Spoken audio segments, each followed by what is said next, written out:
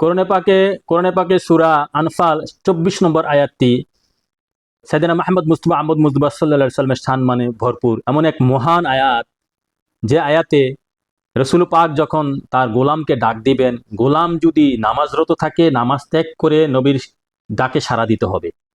সেই ক্ষেত্রে আয়াত শানে নজুল আয়াত নাজিল হয়েছে।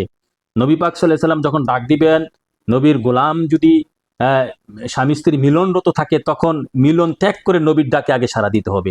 নামাজরত থাকলে নামাজ ত্যাগ করে সাড়া দিতে হবে। যে কোনো কর্ম থাকে, কর্মক্ষেত্রে থাক না কেন, আমার নবীর ডাকে নবীর খেদমত আগে।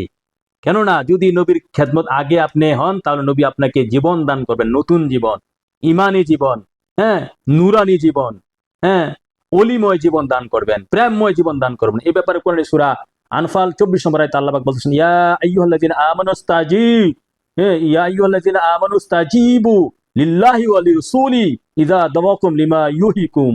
আল্লাহু আকবার। রাসূলুল্লাহ, হে ঈমানদারগণ, হে আমানুগণ, হে মুমিনগণ, তোমরা যারা রাসূলুল্লাহকে জানমালের চেয়ে বেশি ভালোবেসে ঈমানদার হয়েছো, তিনি যখন তোমাদেরকে আল্লাহ রাসূল যখন, আল্লাহ তো ডাকে না, আল্লাহ কোনো মানুষকে ডাকে না, রাসূল পাক সাল্লাল্লাহু আলাইহি ওয়াসাল্লাম যখন তোমাদেরকে ডাক দিবেন, তার ডাকে তোমরা হাজির হবে যে কোনো কাজ ত্যাগ করে।